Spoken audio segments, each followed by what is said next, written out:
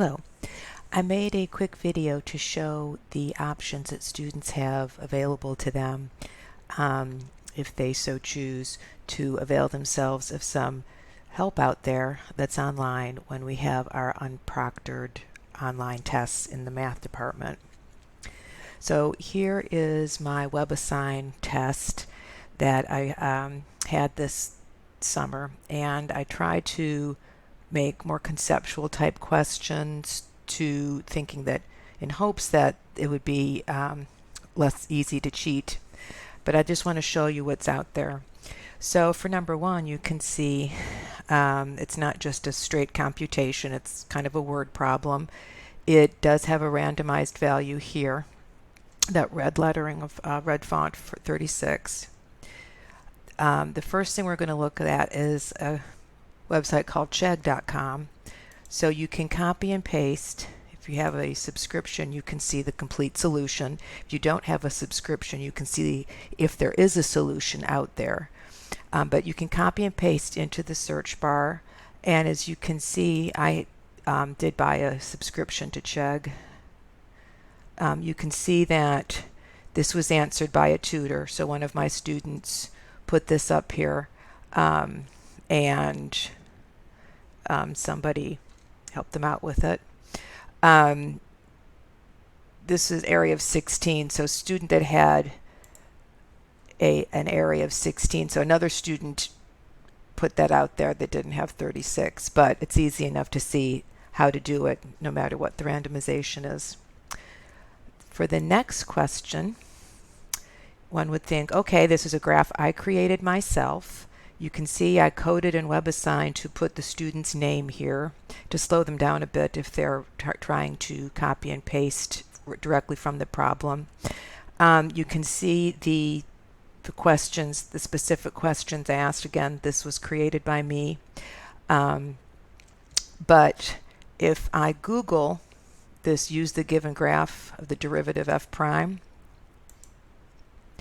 you can see that there's some hits, and notice that it brought up Chegg, and notice the wording, what are the x-coordinates of the inflection point,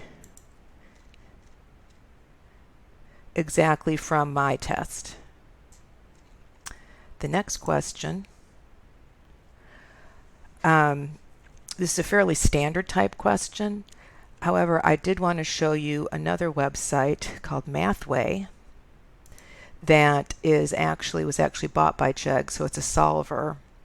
So notice that this is asking what the x values of the extreme values of this function. So there's a little bit more to it than just solving, let's say, for something. But look what Mathway will do. So when I entered the function and I entered the interval, which again would be unique possibly to my question, how can I help you? So I enter that, and it brings up a whole list of things, of possibilities that the question could be asking. And in this instance, all you need to know is it's this first one, and you get the answer with the steps. And you can drill down for as much detail as you need. For the next question, again, there are some words in here that might make it a little bit, you'd think, okay, this is unique. How are they going to find this? But again, another website called Course Hero, I copied and pasted directly into there, and I can get an answer in as fast as 15 minutes from a tutor. Now, I would have had to have subscribed, and I didn't subscribe to this one because I've subscribed to 3 others on my own just to find these this work. But, you know, if we have a 12-hour testing window and 2 hours for a test, students tend to wait to the last 2 hours of the testing window to see if these answers have already been put up there. If I go look at number 5, that's more conceptual. I wanted, you know, in their own words to explain how something's used. And this actually was on Chegg, and this was from the student solution manual of a problem in our textbook. So that's out there as well. And ironically, a lot of people didn't get this right, even though it's right from the Student Solution Manual. Anyway, if I look at one more, I want to show you one more. So this is much more computational. So there are solvers out there. In addition to Mathway, there is something called Symbolab. And you don't have to have a subscription to see some steps, but you do need a subscription for them to show all the steps. So I put this limit problem in Symbolab, and you can see that it shows me the steps.